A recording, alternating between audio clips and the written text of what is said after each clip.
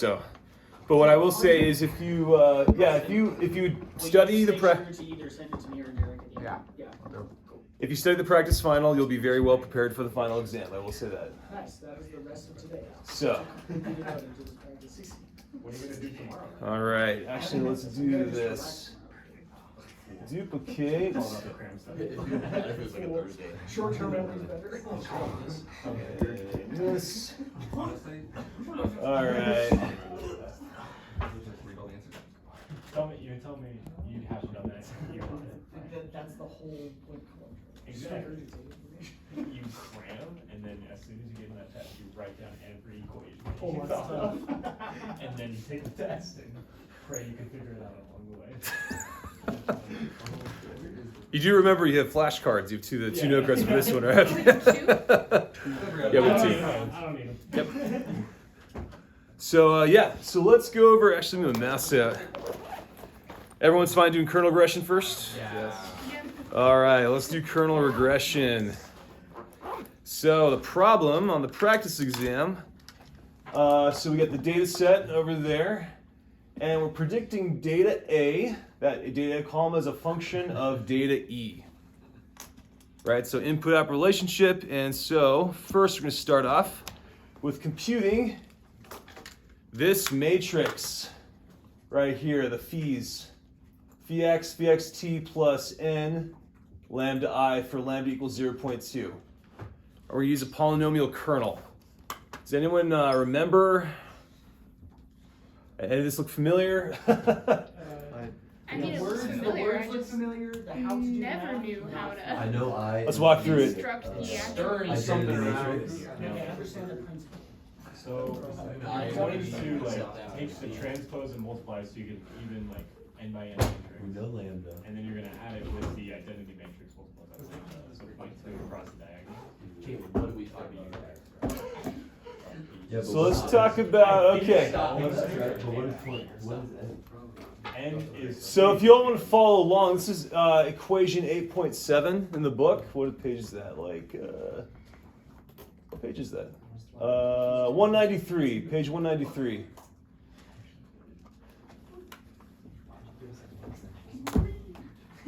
So if y'all remember,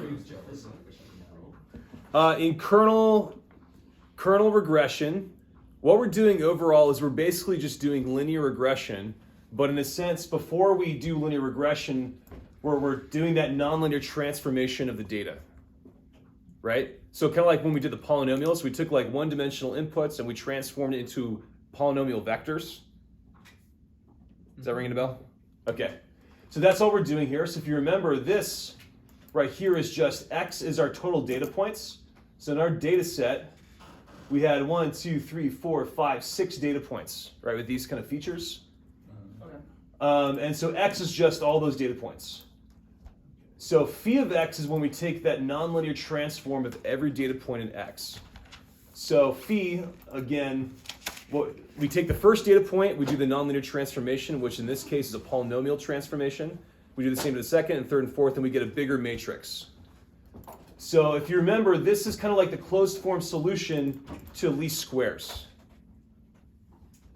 but just with these nonlinear transformations. So if you look here in part one, what we're doing in part one is basically calculating this matrix, which is right here. We're just not taking the inverse. My mouse is not working for some reason, so I think it's just, let me grab something to put underneath it. It should be okay. Let's try this.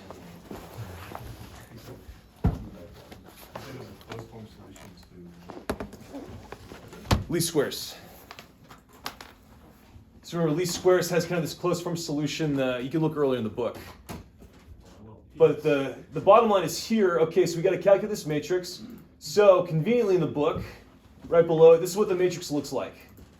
So what we're doing is when we do phi x at phi of x transpose, the first entry in row 1, column 1 is this nonlinear transformation of the first data point transposed. Nonlinear transformation of the first data point. And then the same thing, nonlinear transformation of the first data point transposed with the nonlinear transformation of the second data point. This is the naive way of doing this. If you remember, Because those are the inner products, so we can use the kernel trick, right? Yes, why? All I know is because those are inner products and something about upper, like, or positive definite matrices. I don't know. I'm grabbing it straight. No, you're on the right track. So if you look here, I don't know. if you look, whoa, what happened there? So yeah, if you look here, again, where did that go? That Probably down. is it down? Okay. Yeah, 193. There we go. Okay, yeah. So if you look here, X only appears in here in terms of inner products, right? So we What only does see that that. mean? What does it mean, inner product? I've been so lost when we've been talking about Okay, that the whole time. sorry. It's okay.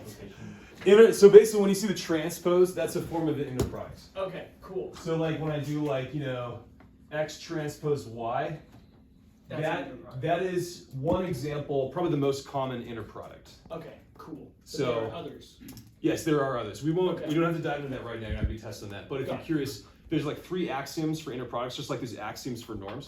Okay, And this inner product, like the transpose that we all know and love, that satisfies those. cool. So I'll say inner product sometimes, but it means X transpose Y. Got it. Okay. So in the phi's, so when we do like phi of X, this is a vector. We Yeah. transpose it, do phi of Y. Uh-huh.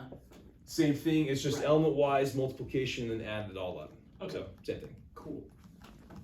So, and if we see here, all of X appears inside the nonlinear transformation, but there's a bunch of these, again, transposes inner products. That's the only way we see X come in, so we can do the kernel trick. Also, we're using L2 regularization. Right, because it doesn't work for any of the other ones. Right. Cool. Has to be L2. Okay. Does To it do say the in the kernel problem check? we're using L2? Or is it just implied by the way the equation is built that is like using L2? The problem does not say. I will specify that. Cool. I'm not trying to. I'll say I'm not trying to trick you. If you're doing this much work, Got it. but I will put down a note to specify that for the actual exam. Sorry, give me 1 second. So, I'm not going to say, hey, here's an entire 3-part problem. Ha ha, just kidding. It was L1. You're fired. Like I'm not going to do that to you all. the answer was 0 1. You all fail. No, we're not going to do that. Okay. That would be pretty funny. That's like those tests your teachers used to give. It's like the tests all the teachers gave in like middle school where like instruction 1 was like, don't listen to any of the other instructions. Those were the worst. Yeah, everyone's like clapping for random crap. I'm not trying to play mind games like that with you. That's what 320 was. So, if we go here, in this problem, the key is computing the n times lambda I. Do you all know how to compute that part? That is Is it where you 3 just times replace that. those little ones with 0.2 times n? So it'd be Yes. 0.6. What's n? diagonal. That's 3, Yeah. right? N is 3. We're using, A 3 by 3. so yeah, n is the number of data points. So using the first 3 data points, n is 3. Wait, isn't n3 because it's a 3 by 3? Yeah, and the reason it's 3 by 3 is because we're only using the first 3 data points in the data set. So remember, x is the number of data points we're using. We're only going to use 3 of them, and so then the size of our matrix is 3 by 3. And then, so that's why n is 3. But for, if you remember, so whenever we have a matrix, so here's our I matrix, 1, 1, 1, and then zeros. Whenever you do a matrix multiplied by a scalar, so in this case it's n times lambda, they're just going to element-wise multiply by the scalar you're multiplying it by. So everything's 0 except for the diagonal, so then this is going to equal just n lambda, n lambda, n lambda. Beautiful. Okay? Great. So that part is fairly straightforward. The fees, a little trickier, but there's 2 ways to do it. The naive way is to, again, you can make the polynomials vectors and do the inner product together. Or in this case, it's specifying the polynomial kernel. So let's go ahead and go down and take a look at the polynomial kernel. I never knew duplicate tab. Why have I never done that? Let's see, kernel I've never theory. done that before. Learn something new every day. It flexed, it flexed. Polynomial kernel. There we go. So 8.24, polynomial kernel basically says you have x and x prime, and then to compute the value of the kernel, you do c plus x transpose x prime and raise it to the d minus 1. So this is polynomial order d minus 1. So like, for example, if you want to do polynomial order d, you replace the d minus 1 with a d. Okay. So what we can do is replace all of these with kernel evaluations. That's the kernel trick. So before we had a bunch of inner products with these phi matrices. The kernel trick says we can replace that with the K matrix where every entry is the kernel instead of that inner product. So instead of doing, phi x1 transpose phi x1 and phi x2 transpose phi x1, we just do kernel x1 x1, kernel x2 x1, and so on and so forth. Yep. What does the x prime mean? Next switch. X prime when it switches, because Oh, this just means they're this two. means the other one. So like in the first case, x and x prime will be the same because they're both x1. Mhm. But in the other case, they're different. Yeah. Okay. I don't like this notation. I would have done like x and z, Yeah. just because x and x prime look too similar. It's just saying you have two different vectors. And in this case, what's nice about the polynomial kernel is that it's actually symmetric. So the order doesn't matter what you stick them in. But if you look, the order here, what we're doing is, so this one, the first thing you think of the row.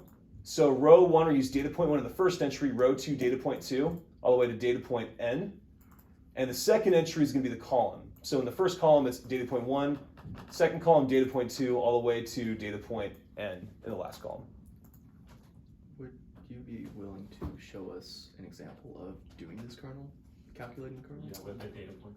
Yeah, absolutely. So let's say, so we have polynomial kernel. Let's do on the board real quick. I'll pull up the data set. So I might need a third tab. Let's see.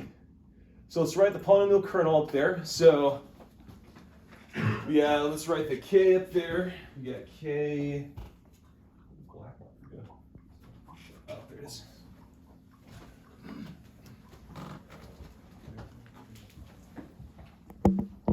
So you have k, I'm going to do x and z is equal to c plus x transpose z.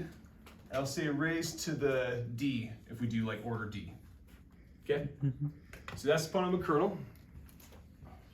So we need to do that for every entry in the matrix. Let's pull up our data points.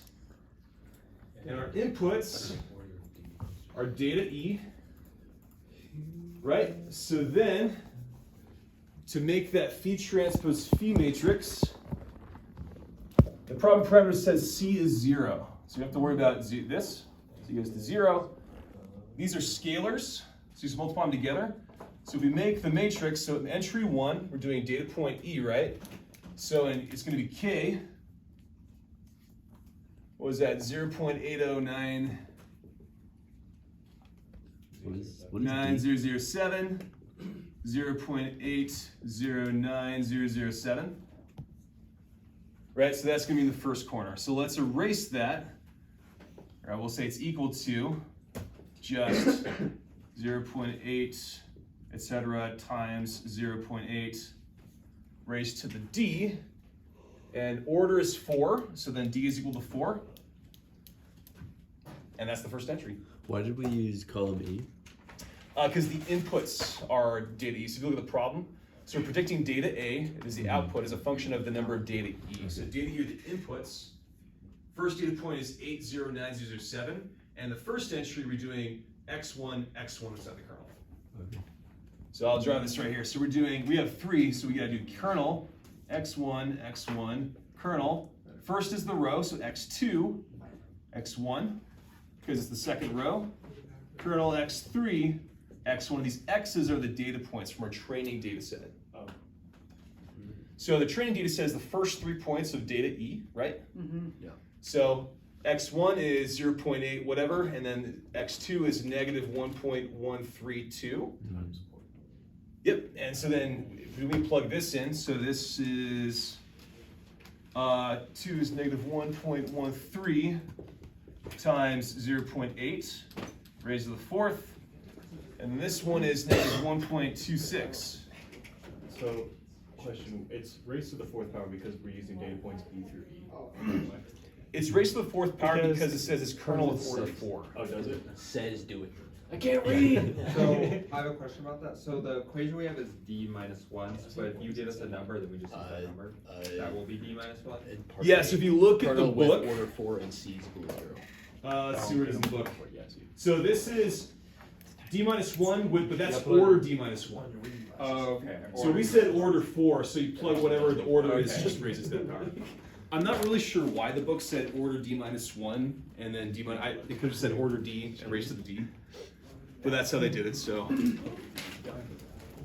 Why was C 0? Oh, okay. Never mind. Because the problem said. So, were you saying, like, we had like multiple exponents? Why was lambda 0.2? Where X is, the first one's like the row. I'm just. You're saying X Hey, one, man. two travels. Not all of us can see. I can't read. And then X2, so Wait, like. so- You would just do point No, right, so if we times had, point if we eight. had data D and data E were was predicting data A, the first data point would be these two. That would be the first, the X1 would be this next. And then those two, those two. Yeah, so like this would be X1 and X2, so in the top left, this would be X1 transpose with itself. And then in the second one, it would be X2 transpose X1.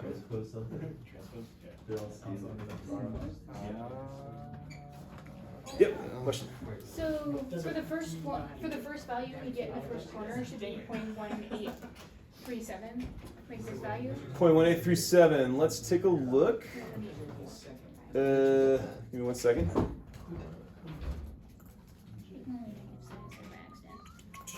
We have a practice solution key. Oh, there we go. Well, like it won't be valid in a second once we add the numbers to it, which I suppose I could just do now. Yeah, so you can add that n lambda to it and see, or you can also check. So we're only adding along the diagonal, so you can check like the second one down and see what that is. So we'll leave that for a second. So that's the pattern, and then this is symmetric. So again, over here. Wait, I got it wrong. Oh, you can keep going. Okay. So now you have kernel. It's the first row still. Kernel x1, x2, and then kernel x1, x3 column, and it's filling the gap. So this is second row, second column, so it's x2, x2, and then it's x3, x2, and then so on and so forth. And so then again, if we go over here, this one is x1, x2, which is, it's just this reversed. 0.8 is the first data point times negative 1.13 raised to the 4, and so on and so forth. You can fill in the matrix out like that. Okay, I think I'm misunderstanding something because so far I've gotten them all wrong. Understood. Can you help me figure out what I'm doing? What was the answer you got? For the first one, I got 0.7. Can you do it on a calculator? So once I added the things, I got 0.7834. But it's saying that it's 0.68.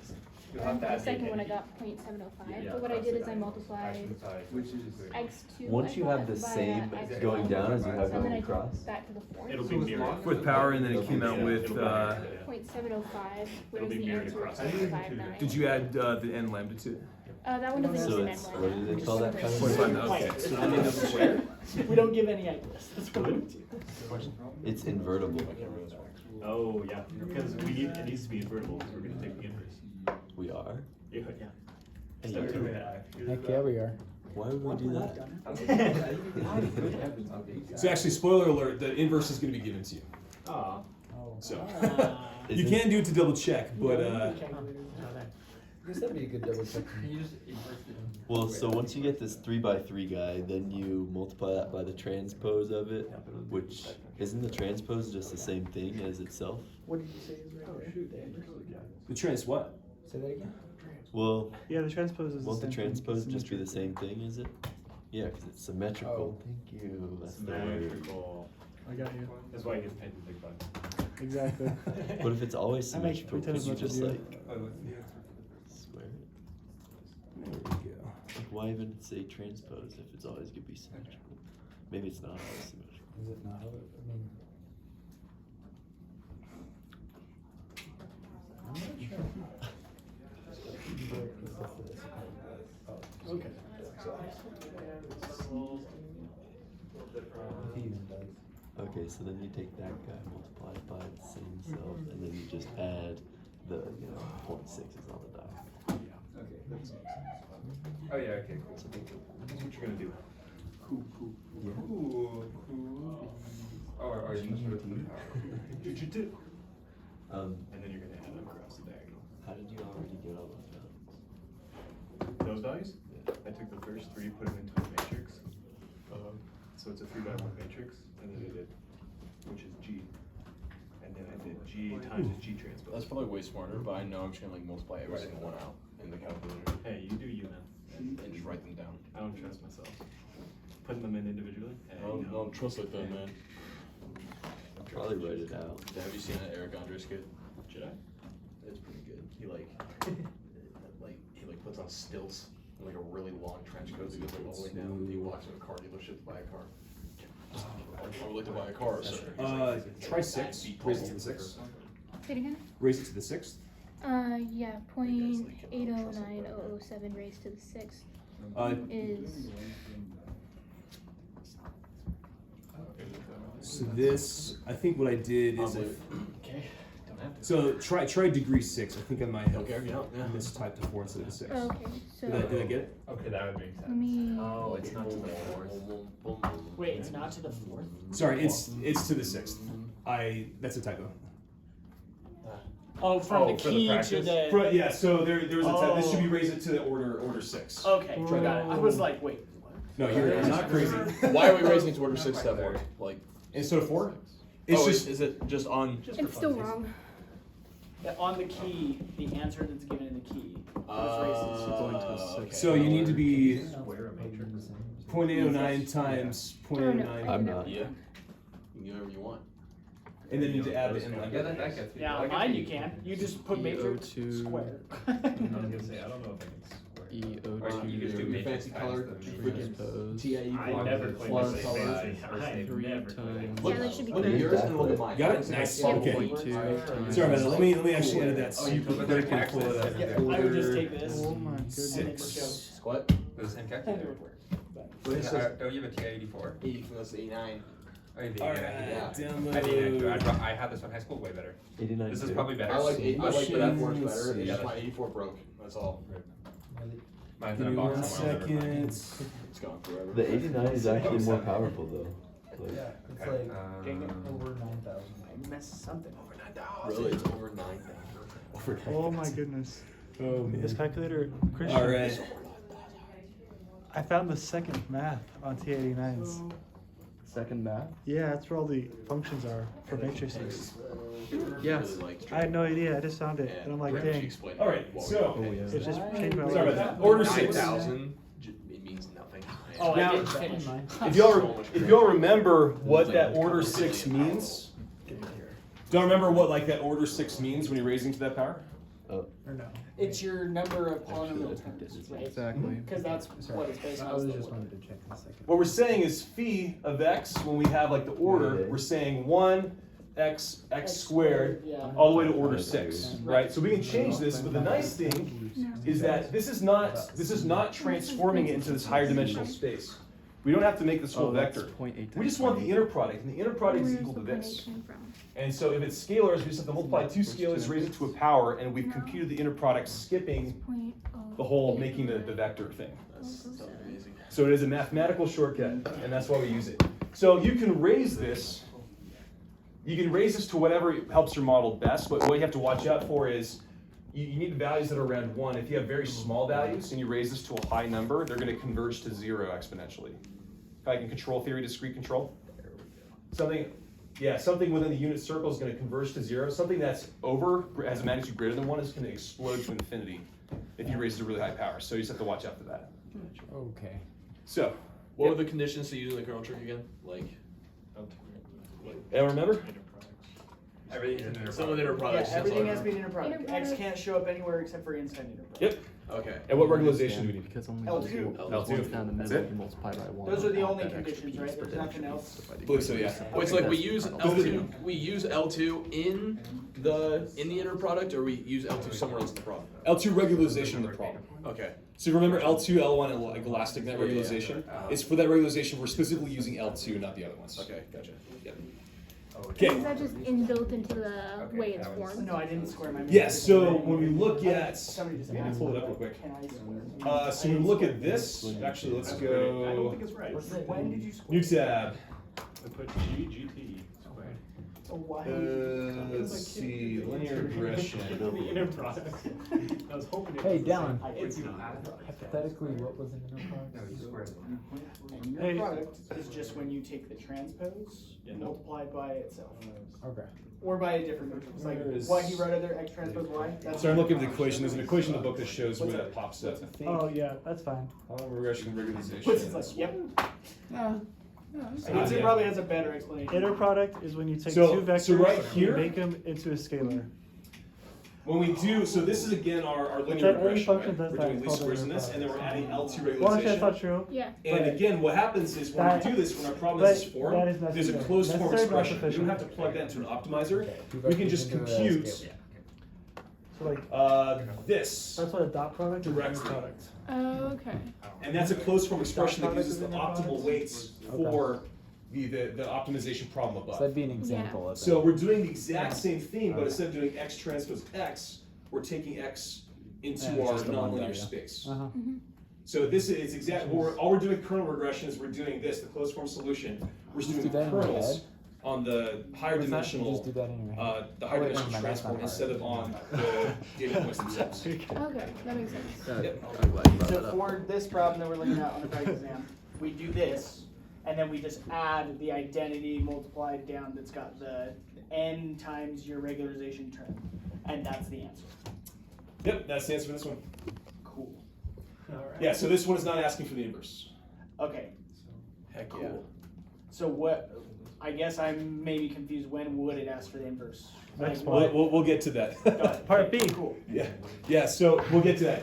This is, and what we're doing here in this problem is we're simulating walking through what the computer is doing under the hood. Okay. So part one is compute this, and we compute the kernels. Cool. Now part two, compute the 3x1 vector.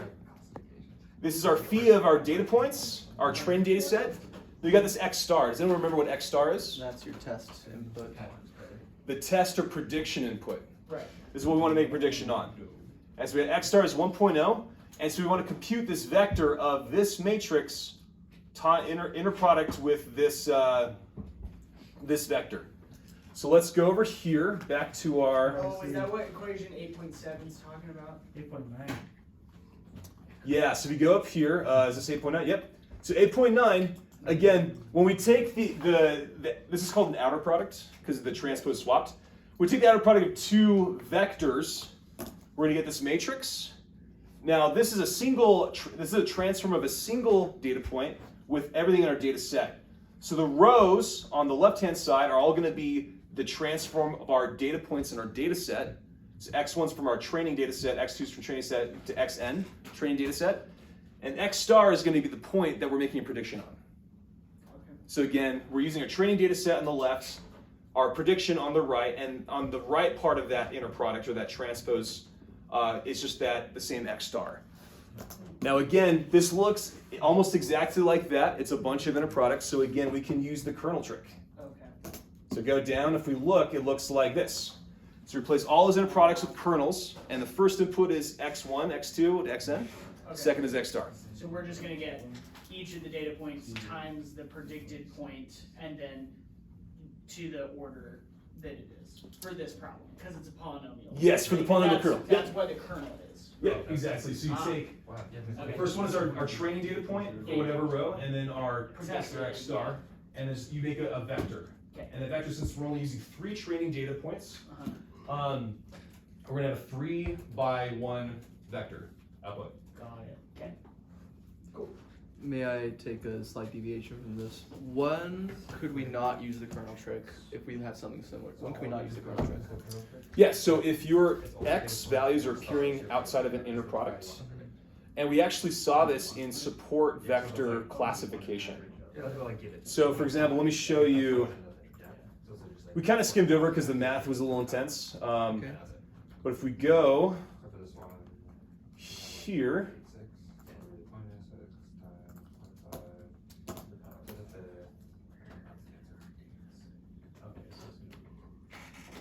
so for example,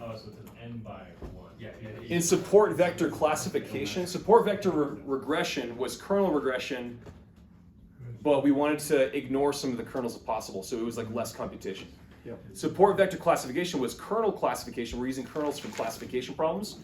This was our loss, signum theta times phi, and so when we do our optimization problem, it looks like this. We have the L2 regularization, that's great, but x is appearing where there's no second x in the inner product. Right, so it's just an x transpose theta, we can't use the kernel trick. The kernel trick has to appear, x can only appear in inner products where both sides of the inner product are x, like that. So this is okay for the kernel trick, this is not okay because you got one side where theta is not a function of x. So in this case, you can't use the kernel trick. So what you had to do is get really smart people to reform the problem. Basically, you construct the Lagrangian, if anyone knows what that means, and then you form this. Nasty. I don't want to talk about that anymore. I already took that exam. Oh no, different Lagrangian. You're thinking of Euler-Lagrange dynamics. In optimization, there's also a Lagrangian. Wait. Hey, this guy Lagrange is just everywhere, wasn't he? Lagrange, Laplace, Euler, like their names are all Newton. It's a different guy, just same. Actually, in optimization, the Lagrangian is actually super cool. Like, we talked about that dual problem formulation where you have the tree and then the roots underground. And if the tree is too hard to solve, you flip to the roots. Like, for example, the dual problem is always concave and convex, which means that you can always solve it basically, well, convexity means that in most cases you can solve in real time. So Lagrange is super cool, but the math is super intense, so we're not going to focus on that. The basic idea is this is a good counterexample of I can't use the kernel trick here because I have an inner product where x is on one side, but x is not on the other side. Because x is not on both sides, I can't use the kernel trick here. I have to do some other manipulations, and then I get that. Yeah, so that is a great question. So you compute this, you get your, so we had a matrix, a 3x3 matrix, and for this part we had a 3x1 vector. And the final part, oh look, we're given the inverse. So you don't have to compute the inverse. So you're given the inverse, and then the key is we want to make a prediction. Yep. So for this one, you're going to take your column that's A, multiply it by that matrix, multiply by the one you found in B. Yes, do you want to write on the board real quick? Yeah. What's stopping us from taking the inverse of this matrix? Wait, do you want the equation or the whole matrix? What was that? Do you just want the equation or the whole matrix? Nothing. What? Do you want the whole matrix, or do you want all the You just write the symbols. You don't have to write all the numbers. Right, because isn't it y, t, and then the that it's the Yeah, I can pull that up from the x transpose plus n lambda I negative 1 so x star was times b of x b of x star. Is that it? That's it, yeah. Nice. Yeah, nailed it. And then the key is we did, basically you've got this is given. This, you've computed from part B. Yep, and then this just comes as your outputs, because you're trying to predict A, right? Yep, those are your labels. This is just your A. Which is why it's a supervisor machine. And so Ethan, on the question for this may or may not be related to the actual numbers for part A. So Okay, gotcha. be careful on that. I'll give that as a hint. Wait, so could you go the y? The value of y in part C? The value of y would be e. So what are your labels for the problem? E what? That tape data e, the first three entries, that's our y. And then this is your Close. So remember, going back, Fundamental, what are our inputs and outputs for the the problem? output A. Okay. Just kidding. So if we go to the problem again, It's a linear regression, but just with one biddies or one input, right? Sorry, I was wrong. The output is A, the input's E. So the Y transpose would be the Before you first give three any entries of A. Right, that's your right. It's the what, sorry? The output of will be the first three entries of A. So that's our YT. Why would that be? so remember, this is your training data set, right? Right. And for training data set, you have inputs, and your labels is what the outputs should be. And so these labels of the output should be, those are your Y.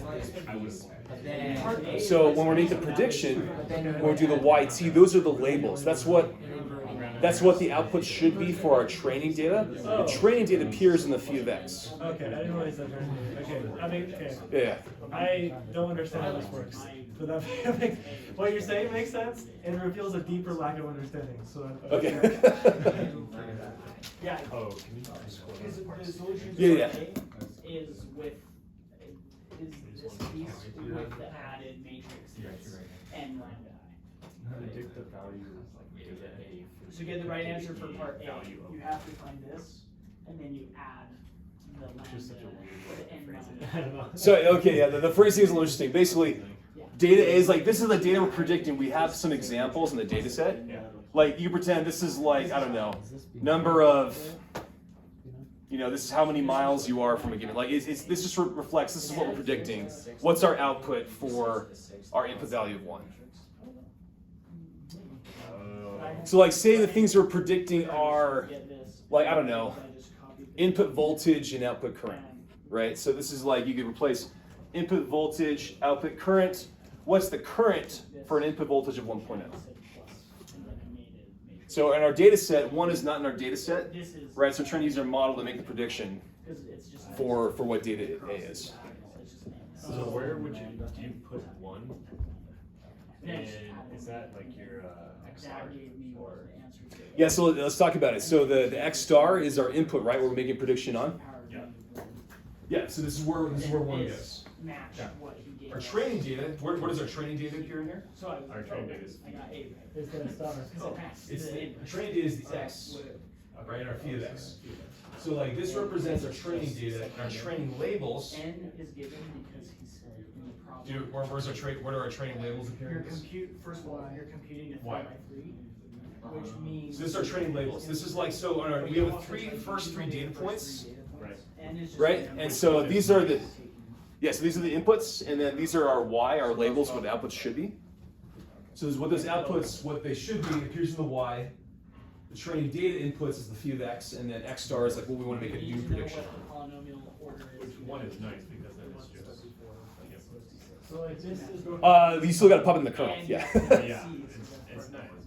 Yeah. But he just had it set to 0, so that's why. And then this. Could you go It's over like a the transfer problem too? Transpose it. Yeah, we can go over that. It's like a transfer function. Any other questions on problem 3 before we move on? Yep. So I just want to be like super sure. The order is the exponent. The order isn't D. So whatever Yeah, the it order, is. so whatever the order is, you plug in as the exponent. Because You're the textbook correct. said D the minus order 1. D minus 1. So I'm confused if that's saying the order is D minus 1 or if the order is D and then you subtract 1. So let me write this a different way. Yeah, the order is D. So if we said It says order D 6. minus 1 is equal to Z, the book is saying order Z is your, whatever that is, C plus X transpose X prime raised to the Z, right? I just substituted Z for D minus 1. How do we know that? So here he says order 6 That's the and so you definition. do exponent for the 6th. That's the piece. Right, I'm confused by the wording in the textbook. So polynomial order, right? So it's saying the order is D minus 1, which is an integer. So I said D minus 1 is equal to Z. So I say polynomial order Z, right? Right, but that's too far. I'm confused. It says order D. Like, how do we know it's not saying order D, then minus 1, as opposed to order D minus 1?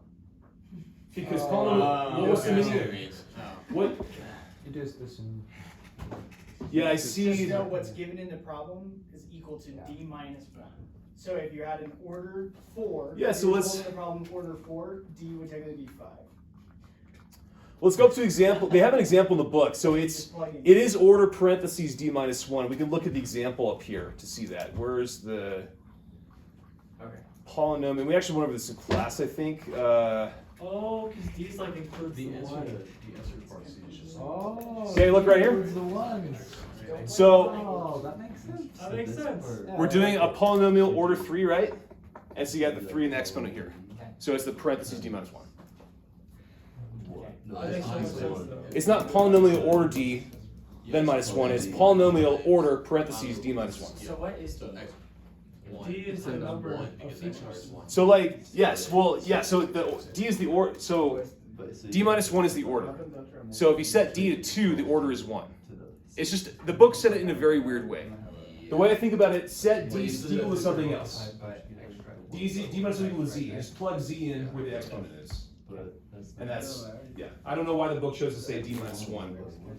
Well, it seems like it would make sense if D were the number, like includes the 1, the constant.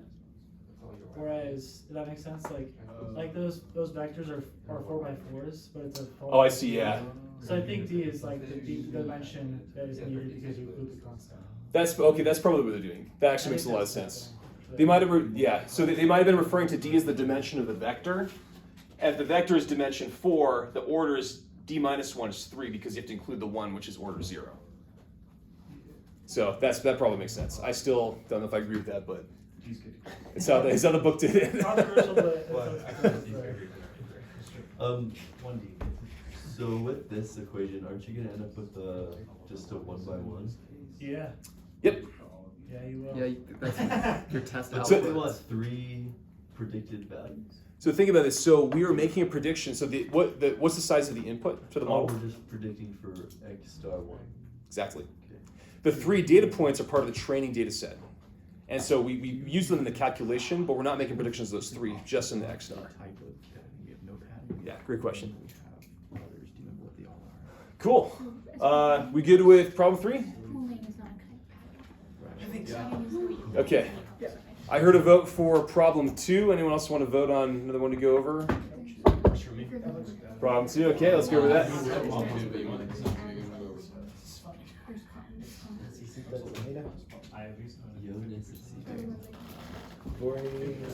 Okay.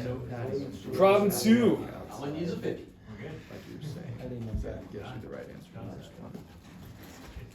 Problem 2, we got operations from convolutional neural networks. So we're basically performing a convolution on this matrix. Here's our data. The matrix we're performing the convolution on. Here's our kernel. Here's our stride. There's no padding. Okay? Anyone know how to do this already? Yes. 1, 2, 3, 4. Want to try it? You nailed that. Yeah, I nailed it. See, just boom, boom, boom, boom. So I have a quick That's it. slides.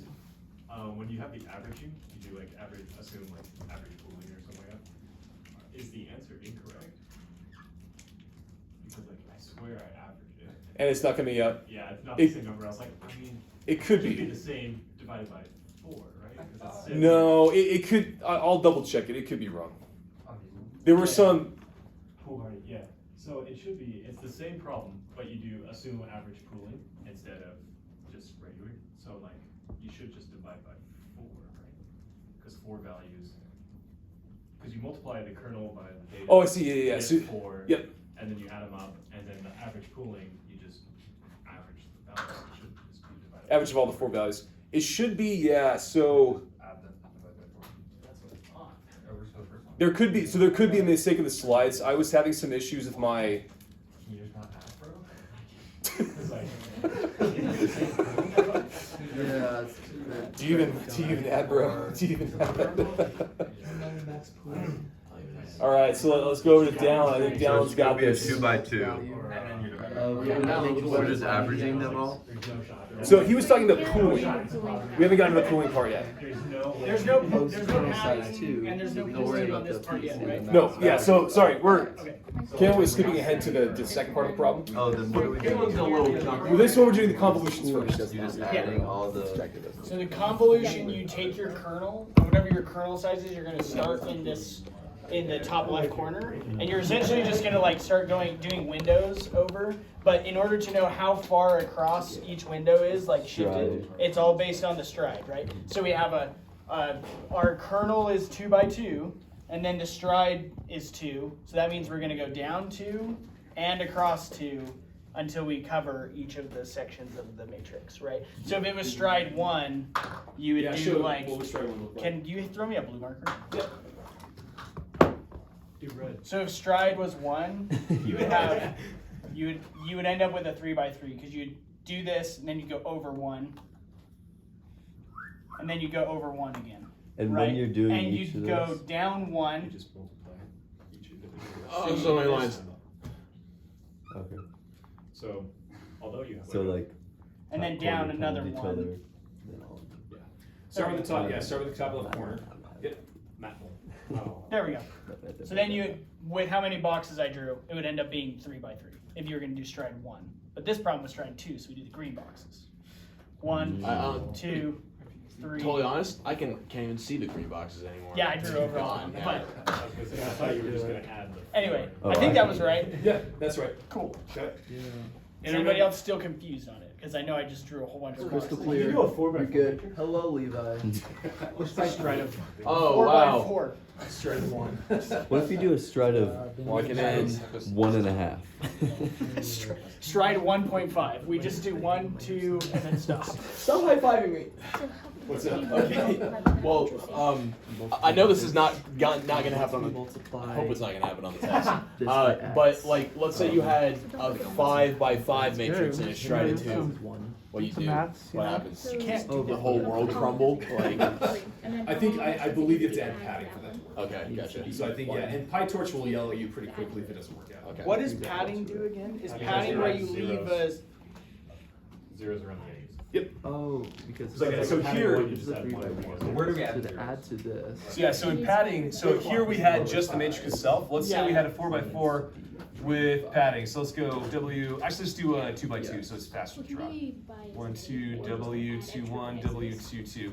Now let's say I wanted to have, let's say it's a kernel size of 2, right? But a kernel size of 2 on this would be pretty boring. It'd be an output of 1. What I could do is add zeros 3 by and layer size is 3. around the edge, and all of a sudden I can do my convolution like this.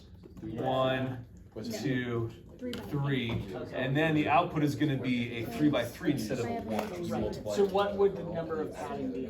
Was padding just like equal to 1? I believe it's padding 1. Yeah. Well, so in this problem, Yeah. This is. You just add them up. There was another question that I was starting to. Average, that's where average But pooling is. with, I guess, with the kernels, when you, because I drew them like where you still over them, but for the kernel itself, do you just add all of these together? Or like take the average then add of it. each of them? Because that's more like padding. Like what do we do with the kernel? Again? We multiply element by. Sandwich. Yeah, great question. So yeah, Dallin's question is, what do we do with the kernel? So the kernel has its own weights, right? Yeah. Here's kernel. I'll call it, K11, K12, K21, K22. And here we have like, I'll erase this and do weights, Yeah. 1, 1. Does anyone remember how we combine? So when we put the window over here on this first entry, how do we get the value for this first window? W1 times, where is your kernel? Kernel's up here.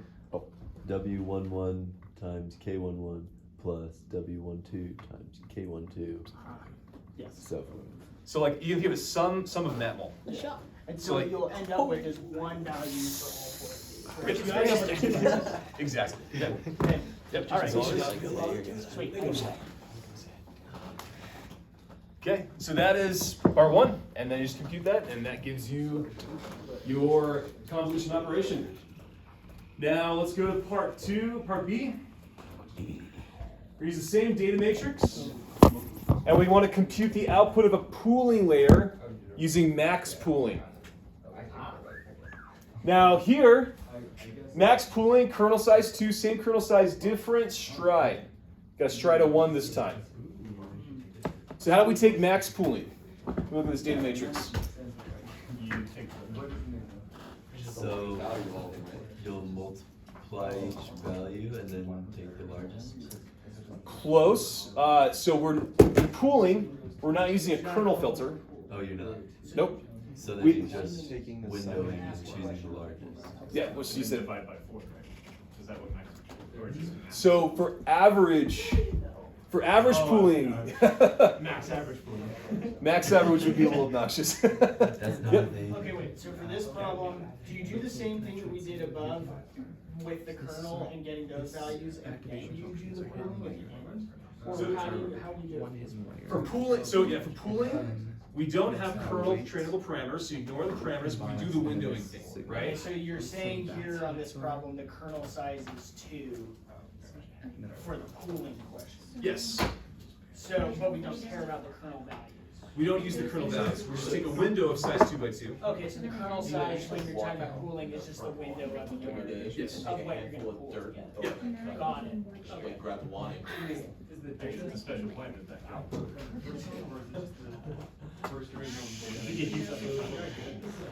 Just the original data. Yeah, that was a great question. So in this, you're not using the output of part A. So in this problem, it doesn't ask you to use the output of part A. If you needed to, I would specify that. This one, you're just using the original data matrix for part A. Then you look at that top, because your kernel size is 2, so you're gonna get this 2 by 2 box. And you're gonna pick the max values. Yes. Max pooling, and that's the answer. And that's it. And if it was average pooling, you just look at all 4 of the values, add them up, divide by 4, and that's your view. Yes. That's it. Okay, cool. Yeah, that's it.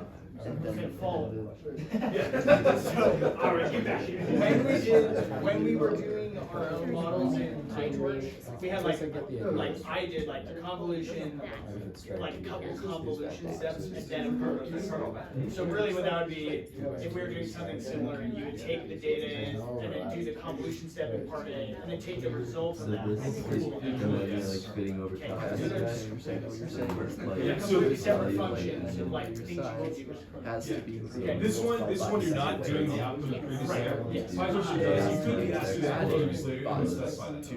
But that's like what you're doing if you're gonna do like a complex. So you know it's gonna be a 3 by 1. You're taking the output. The previous layer and cast. Okay. And you'll do that over and over again for several, Right. however many layers to taste, Yep. till whatever works. Cool. Yep. So yes. Convolutional layer has a certain number of input channels and a different number of output channels. So maybe it has like 2 input channels, 4 output channels. Does that mean that there's 2 kernels, and that's how you get more channels, or like? Oh yeah, great point. Let's talk about that. Yeah, and let's actually look at where the book talks about this, because yeah, this is something really important to know, because it can be tricky. Where did that go? There we go.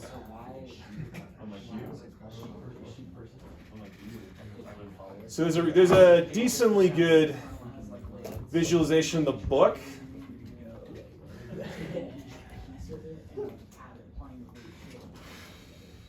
Oh, that's the sum.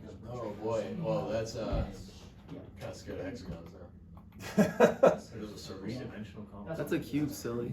So this is a big convolution, but the key here is that when you're going from channels to channels, the first one has 1 input channel, right? It's 6 by 6, so in the dimension 6 by 6 by 1 for number of input channels.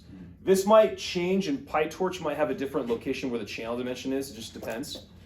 But to go from 1 channel to 4 channels, you're going to have 4 separate filters. Okay, 1 filter for each output channel. Okay, so the number of parameters, the number of trainable parameters, is going to. So we have kernel filter of size 3 by 3.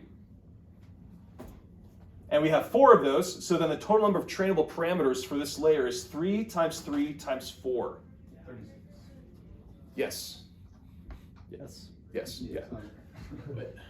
Sorry, I didn't think about that for a second. Yeah, so 36 trainable parameters. Now let's talk about this one. So if you see, this is kind of like a cube, like this. Yeah. What that means is that when we take a convolution, so the number of dimensions in this is 6. So there's 6 channels. We're going from 4 to 6 channels. So there's going to be 6 different convolutional filters or kernels. We got 6 kernels. Each kernel is going to take, if you look, not just the first square, but like going back. So it's going to be 3 times 3 times 4. So it's going to take this whole like cube, so to speak. A 3 by 3 by 4 in the z direction. It's going to take that whole cube and do a convolutional operator on that. And then you're going to have 6 of these cube convolutions, and each of those 6 goes to a different channel. Now, one more thing. There's also a bias term. Okay? So when we do this convolutional operator, each filter can have a bias term. So we have 4 kernels and 4 one-dimensional bias terms. So each kernel is taking a bunch and collapsing it to a scalar, and they have a bias, another scale you add to it. So the total number of trainable parameters for this first one, you have 3 times 2 times 4, which is 36, plus 4, so that's 40. 36 for the kernel, 4 for the bias. Now for this one, the total number of trainable parameters, let's see if we can figure this out. We got 6. 9 times 6 is 54, plus 6 for the bias, so 60. So it's 3 times 3 times 4, so it's 36 times 6. Oh, because there's 4 channels. Right, so there's 6 output channels, right? 6 is the number of output channels, and then each kernel, remember, we're doing like the cube. Oh. So it's 3 times 3 times 4, because there's 4 channels. And then times 6. Times 6. Okay. And then plus 6 bias terms, because the output channels are 6. Oh, so the kernel. Come back. There are 3-dimensional kernels in that case? For the number, is that the number of outputs that go into the next layer? Where did we get the 6? Not the 6 bias, but this other 6 that is being mentioned. This 6 right here? There's 6 output channels. There's 6 output channels. Yeah. How do we see that? That's just how it's defined. So we're going from by definition, we're going from 4 channels to 6 channels. So when you set up your network, when you talk about the channels, it's going to say, okay, this layer I have 4 channels. My next layer I want to set up 6 channels. Okay. So if you want 6 channels in the next layer, you have to go. You're going to have 6 different kernels for this previous one. So again, if I have my output number of channels is 6, then I'm going to have 6 kernels in the previous layer, and each kernel has to take a window over all of the channels. Okay. Yeah, so each kernel has to take a window for the channels. Yeah. So we need a bias term for every output channel we have. Yes, one bias term for every output channel. Okay. You have those. So let's walk through this one more time. So again, we know we have 6 output channels. So already we know we're going to have 6 bias terms. We've got 4 input channels. And then our kernel is 3 by 3.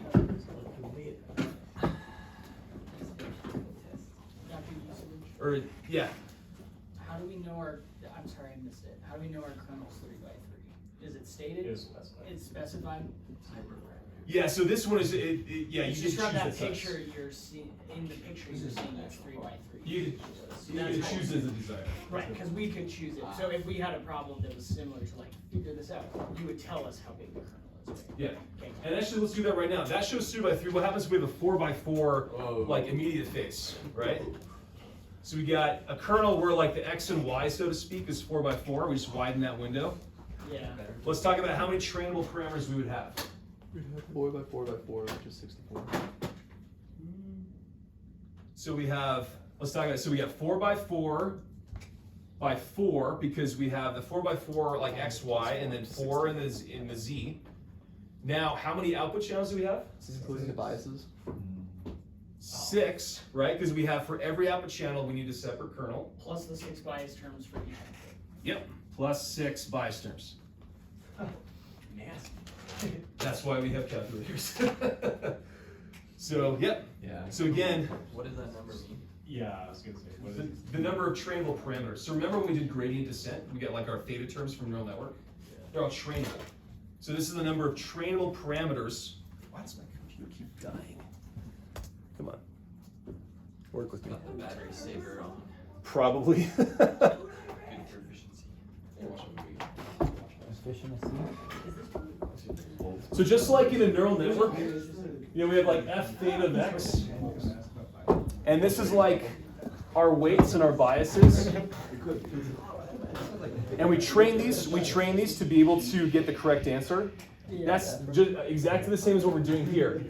This is the number of trainable parameters in that layer to be able to that we can tweak and train by gradient descent to get a more correct answer. And to be clear, this layer we're talking about right here, if we were gonna look at that book, it's that second one where there's 4.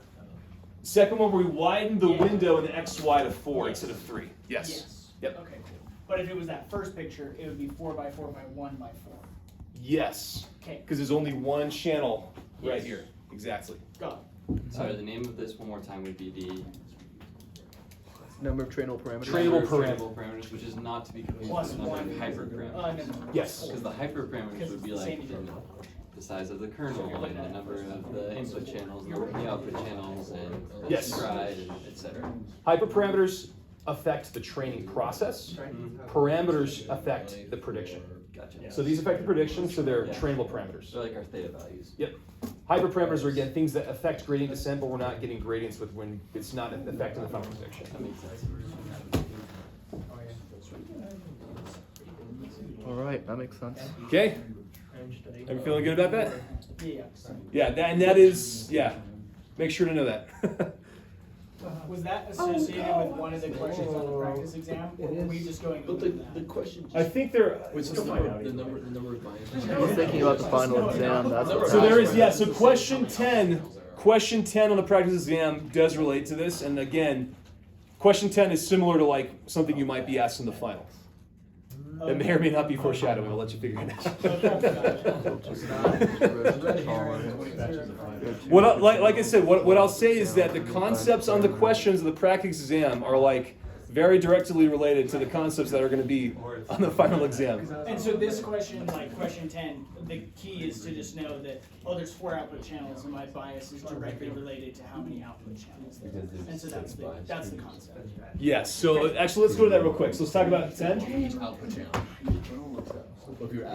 So like we said, we got 4 output channels, just like how we have and we have kernels, 2 rows, 2 columns, 2 input channels, etc. The key is we're talking about bias parameters. Yeah. And like we just said, we have 1 bias parameter for every output channel.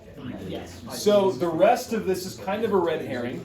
But if it had asked how many trainable parameters do you have, then you have to use all that and say it's 2 by 2 by 2 by 4 plus 4. Yes. Got it. Exactly. Sweet.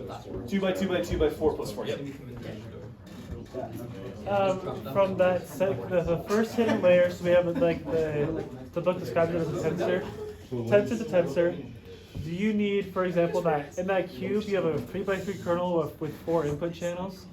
Does that mean we have 3 times 3 times 4 trainable parameters plus the biases for each each filter? Like when it computes does it just take a sum, or are there parameters for every single channel? Does that make sense? Yeah, so I believe. Which one? So like when taking this kernel cube.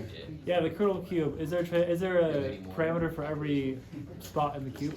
There's going to be a separate parameter for every spot in the cube. Okay. And there's 6 of them. There's 6 of these cubes because we have a separate kernel. There's 6 output channels. Yeah.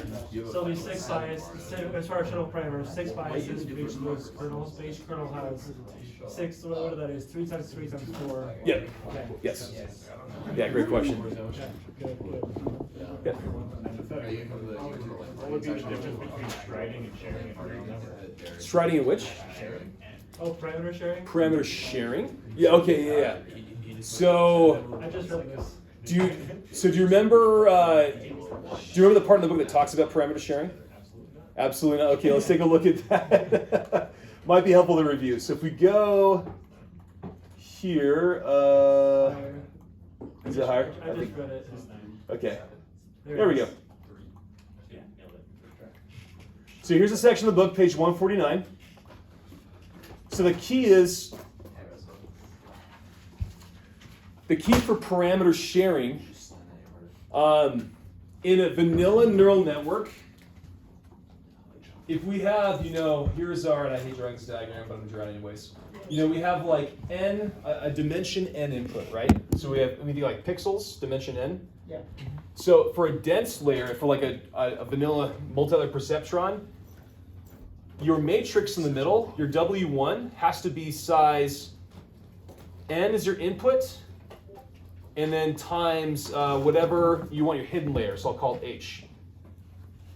So basically, you have to have enough nodes in there, as many nodes as, let's see, the size of your matrix for your first linear operation has to be the number of inputs times the number of your hidden layer. And if this is very large, this is going to be a super large number. Like with pixels, a very small image is like 256 pixels. That's like a tiny image, but this is already size 256 times whatever this is, like, I don't know, 100, 1,000. And all of these represent parameters. Every entry of this matrix is a parameter you have to train. So if you have gigantic, 15 megabyte pictures, how many pixels is that? I don't even. 15 megabytes. Yeah, so like a DSLR image. 16,000. 15 million. Like 15 million. Yeah, it's a lot, and that is a ton. Like that's gonna be the size of your n. That's huge. That's gonna take you're gonna have to get a cloud server to do that. So what parameter sharing says is instead of having parameters for all of these inputs, we're gonna use a smaller set of parameters and share. So like if you look over here in the kernel, we only have 4 trainable parameters, but we're sharing them as we sweep them across the matrix. Okay. Right? Oh, cool. So every time we do a window, we're gonna use the same parameters. We're gonna do another window with the same parameters, and the parameters are multiplied by the weights. So we're sharing these parameters as we multiply by all of the entries of this data matrix. Cool. So we only have 4 to train, but we still get an output. That's parameter sharing. Now striding, so if you look over, let's see, let's go back down. The point of striding is we're talking about hidden units. So if you see here, the number of hidden units, that's the size of our matrix on the next layer. So for example, over here, we have a, 1, 2, 3, 4, 5, 6 by 6 matrix, a kernel of size 3, and what is the stride 2? So when we do that, we're going to have a 3 by 3 matrix in the output. And just like over here with our matrix over there, it was a 4 by 4, a stride 2, kernel size 2 by 2, so we had a 2 by 2 output. So what striding does is affects the number of hidden units, which is the shape of our output. So in our output, it's a 2 by 2. Striding took a 4 by 4 matrix down to a 2 by 2 matrix. Right. So if we want to have less hidden units, we increase the stride. If we want to have more hidden units, we decrease the stride and possibly also add padding. So going back to the sharing, does that decrease your size n in your layers? Or, because that's not because striding in your example here would change what h is, right? Yeah, so in a sense, so this is the number of trainable parameters. So it doesn't map over like super cleanly. Okay. But what it does is like your parameter sharing reduces the total number of parameters to train when you do gradient descent. Okay. Striding controls the shape of what your hidden layers are. Okay, cool. Great question.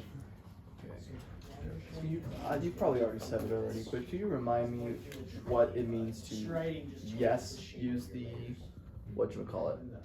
padding? Yes, using padding or not using padding? Oh, padding? Yes. Yeah, padding. So if you look over on the very left, yes. So our let's say our original matrix is that W11, W12, W21, W22. Yeah. Padding means adding zeros or other values around the edge to like expand the matrix before doing convolution. Okay. So basically just we have a bigger matrix to start off with. Makes sense.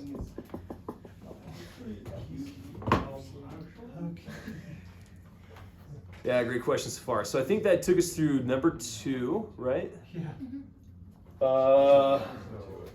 Problem 1. So do you want to do problem 1? Do you want to go with multiple choice? You can go over problem 1. I think that would be helpful. Okay. Let's do problem 1. How worried do I have to be be about having a problem similar to problem 1, but instead of value, you decide to use switch. I'm neither confirm nor deny. Exponentially harder. And if you decide to make us use switch, I know that we're not allowed to have functions on our calculator preset.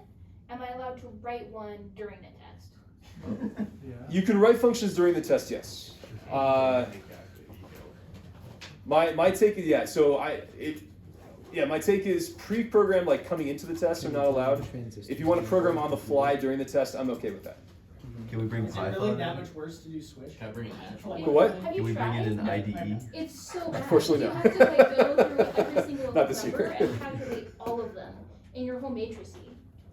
And it's like both on top and divided underneath. I'm not gonna lie, Kenny, I just haven't tried hard enough at this problem. I don't think it's. I mean, it's not that bad. Yeah, maybe I want to try and explore What are it you and see if I doing? can make Levi. I mean, you could just. Bagging and boosting. If you put it as the variable, you can just stick it in both. Perform by hand If your matrix is the variable, you can still stick it in the function. Does that For work for those example, kinds of calculators? in the slides, you I have mean, I some haven't equations tested for it. Well, I calculating tested it in my output calculator, it doesn't prediction work. error Doesn't work. for a bagging Because it model. only The does math is a little matrix bit gross and it made me a little operations worried, for and so I matrices. just It want to doesn't ask do, you if like- I should be. I think rolled out mine again. can. Which slides was that? Sorry. Do you remember? It's okay, I'm probably gonna calculate It was like between October 27 and November 1st. Okay. Like this, like this, for example. Day number 31. Like, if you were to put this on a test, hypothetically, I could spend a lot of time and be like, I know what everything of that means and I could do that. But if you were to put that in front of me right now, I'd probably be like, What? Let's talk about it. so, okay.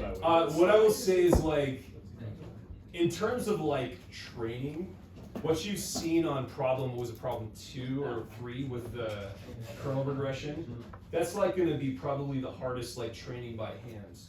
Okay, so we're not gonna be expected to like compute like You're not a gonna be ton running- of crazy stuff then. No, you're not gonna be running like stochastic gradient descent for multiple atoms by hand. No, Because that's- like I think I that would be awful. understand I think what boosting and bagging is doing on a conceptual level and could like trace the steps of the process, but I'm not sure that if you asked me to calculate the final error by hand, it would be very difficult. Okay. That's what I'm saying. Yeah, let's talk about that real quick then. Actually, first of all, let's talk about, let's go over the fundamental concepts of bagging and boosting for anyone who needs that.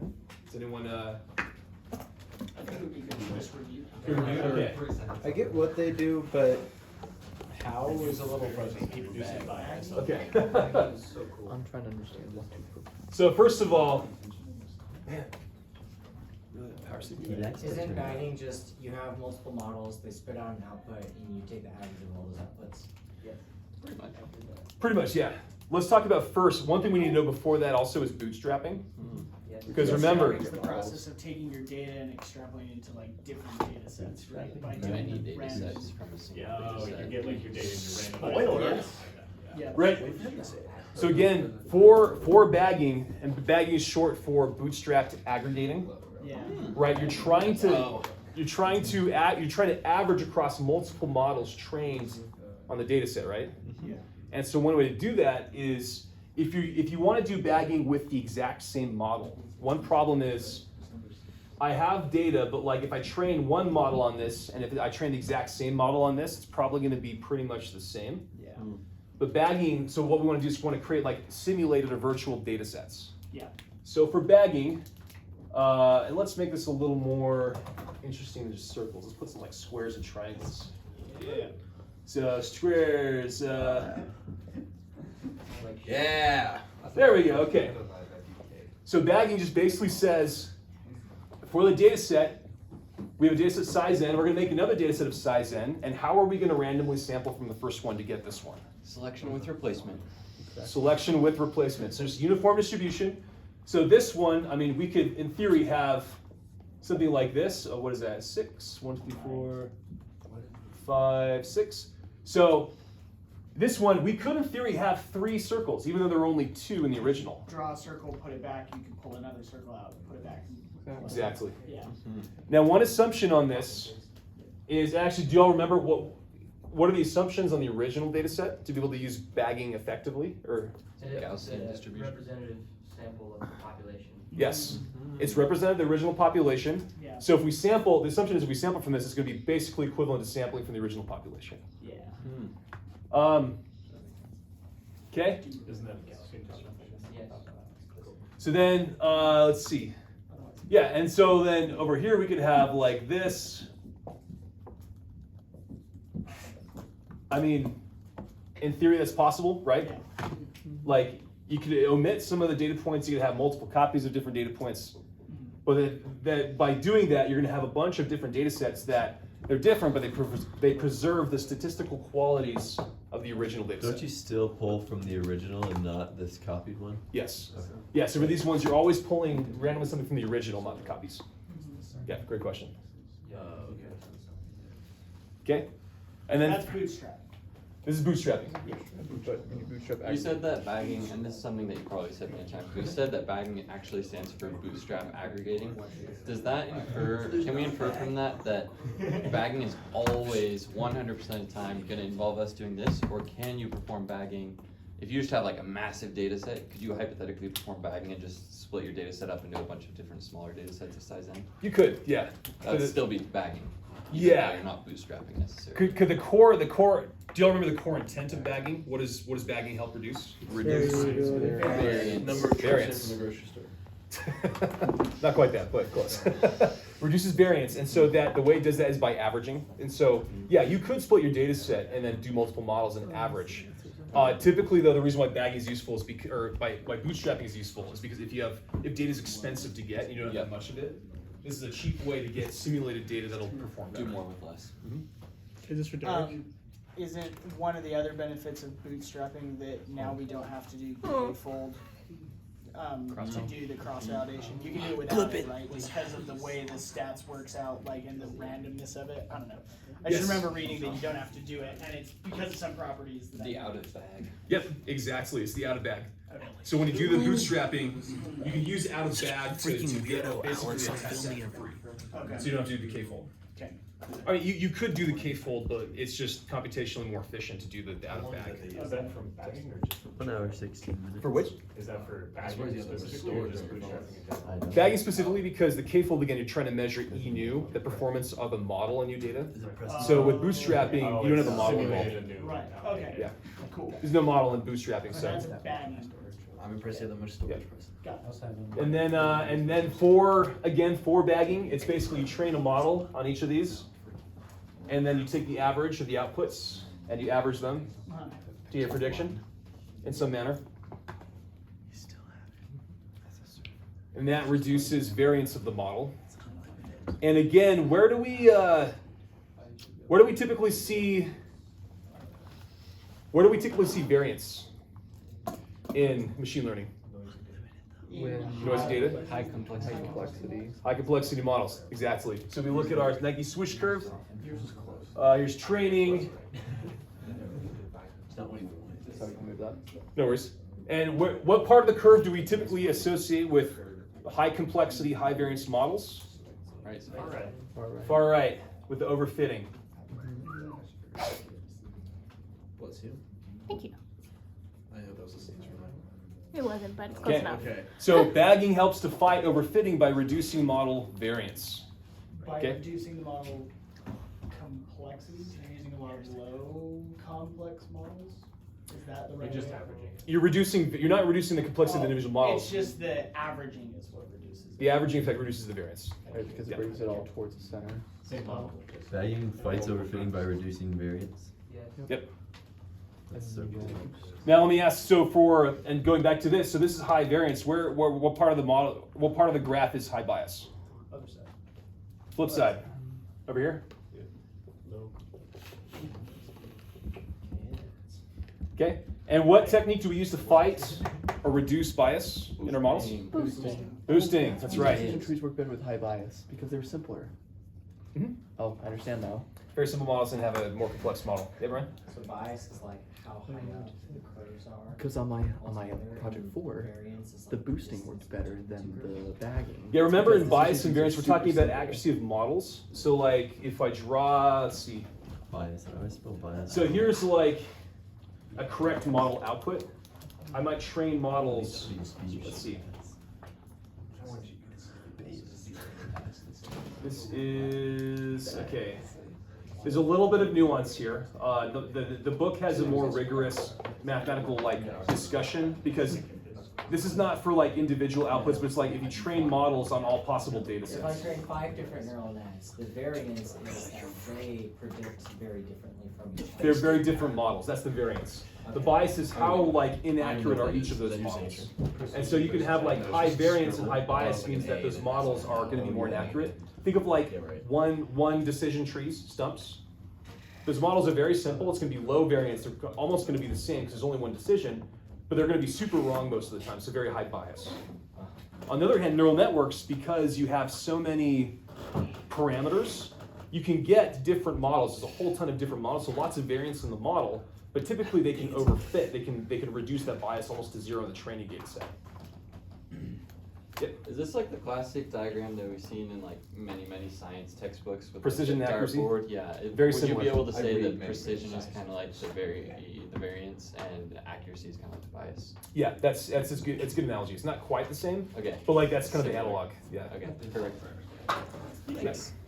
Okay, so we talked about how bagging through doing the averaging, that's what gets you the lower variance. And boosting is supposed to lower your bias. Yes. What about boosting? Is it because you're doing it sequentially and not in parallel? Does that have to do with why it lowers the bias? What is the thing that causes boosting to lower the bias? That is a great question. So first, actually, go ahead, Brian. Can I answer why? Yeah. It's because the process of boosting is wherever your model is wrong, you emphasize the wrongness, and then you train it again to make sure that wrongness doesn't happen again. And that's why. And then when that one's wrong, you fixing your emphasize weights, what's basically, wrong so. and train it again to fix that. And Every- you keep training it to fix its past errors. Yep. That's Exactly. why you do it sequentially.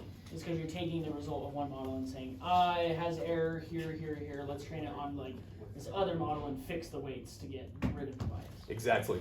Cool. Just like Brian said, you're emphasizing the parts that were wrong, and you're training a new model to fix them. And if you remember, the gradient boosting, it's almost like you're doing gradient descent, but with separate models. Mhm. Each model sequentially is trying to fix the error of the previous models before it. Let me ask you about bagging. Does bagging have to be sequential as well? It does not. No. No, it's parallel. Parallel. Just like Good. Can be. Yep. So when I did project 4, I noticed the hyperparameter graph for boosting was super spiky. Like it had enormous variance compared to just a regular decision tree. Is that normal for boosting to increase variance, or should it be about the same? No, for boosting, from what I know, it's not in general, boosting might have a slight reduction of variance in general. It's probably gonna depend though on your data set and just the model you're using. Generally though, the general effect is that boosting mainly affects just the bias. And bagging is going to affect the variance. So if you use them both, they don't cancel each other, they just complement each other. Yes, in general they should. Again, that's going to depend on your base models, your data set, a lot of other factors. If you did combine them, would you bag multiple boosted models, or would you Boost multiple bag? models? What would they do? would Yes. You just try both and Yes. There's I don't know if I'm not aware of one way to do it all. It's just going to depend. Again, it goes back to experimentation. So we'll have to test and see which works better. Can we do problem 1 real quick? Problem 1 real quick? Okay. Yes. Let's jump into problem 1, and then we can keep talking about boosting and bagging. Bootstrap aggregating. Let's see. So.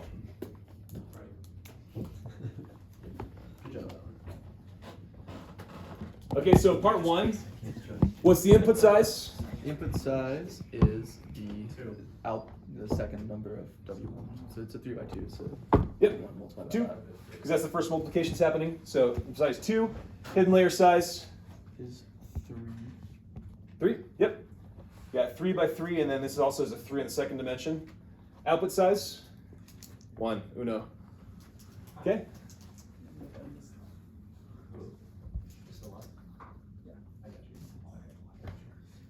So then, sorry. We can talk about that afterwards. Could you write the equation on the board? What was that? Just the multiplication, the equation for The activation. Oh yeah. So like we have a call. So x is our input, z is the output of our first linear layer. Z equals to sigma activation. Times weight 1 x plus bias. Yep. And then we'll say y hat is our output, and this is equal to W2Z plus V2. exactly. Right, What happened? last- What happened to our second activation though? You You don't. Don't need last it. layer. Got it. But if we had more than 2 layers, Then you would. you'd have a second one, and then the last one wouldn't have an activation. Yep. Exactly. Perfect. So in terms of activation, if we talked about ReLU and Swish, are there any others? Yes, there's a ton. Cool. Like a whole picture in the For slideshows, for purposes of the test, here's what I'll say: review them for your own enlightenment, because like testing those can give you like different models and different performance. For the test, ReLU and Swish is all you need. Like attention. Appreciate you transparency. Yeah. Should we also know other kernel tricks, other kernel options besides polynomial? For the test, no polynomial. Cool. So. It's funny, I actually tried to do the polynomial by hand and actually was wrong, so that you have to do the kernel. Oh really? We'll have to check that again. So yeah. Sorry, one random question on the polynomial kernel thing. Because I was trying to do the inner product of like, I made x or 1 and then x and then x squared, x cubed, x4. Is that how you would do it? And then I transposed one of them and then I Check your work. I multiplied it. Yeah, I was trying to do this yesterday before I tried doing it with the kernel. But I'm just confused how C works from that perspective, because I feel like it just made the number a lot smaller than I was getting with the inner product. Yeah, so first of all, going back to what Christian you just said, so there's a little bit of nuance. So the kernel is actually including a couple multiplicative factors in there. Oh. So like when you do it, you've got to be careful when making these. Well, two things. There's that, and there's also like the regularization aspect. So just be aware, like for this one, they're doing a polynomial kernel where the polynomial is degree 3. And so you have these root 3, because when you include the root 3 factors, you get that nice clean, expression. So the cleanest way I will say to do is do the kernel. Yeah. And the problem will say use the kernel to do it. Because you'd have to know what the extra. Yeah. Yeah, because the polynomial kernel is representing this, but that expands to like some other multiplicative factors. Now in the optimization, it all works out anyways, because with these factors, it'll just tune theta to adapt to those. You know, like for example, if you trained one where these were like 1s instead of root 3, you have a certain theta value. And then I believe if you add in the root 3s, the thetas would just divide themselves by root 3, so it cancels out. Yeah, that makes sense. So. And then how does the regularization? Yeah, so that comes in just kind of like, I believe that's either like a tunable parameter, just like a choice. So like it'd be just an extra value in that vector? Yeah, I believe 1 corresponds to the C in that one. Okay, yeah. So but like C Okay, will. the two ones multiplied by each other. Mhm. Yeah, okay. Yeah, but like you'll be given like the value of C in like when doing the kernel problem, so you know exactly what that is. So this is a lot easier than that. Yes, yeah. And again, so when D goes to infinity, like we talked about going to infinity, like if it goes to infinity, there's no hope for doing the inner products. And some of the kernels, for example, I believe radial basis functions, there's not even a way to represent that as a vector. Like it's impossible to represent. You can only do the kernel computation, just because it's in a higher dimensional function space. So, yeah, function spaces, they're super cool. They're also kind of intense, but like, I guess the cool trick that you don't really learn till later is that functions are vectors. And you can also say vectors are functions. And so they start having vector spaces where functions are the vector.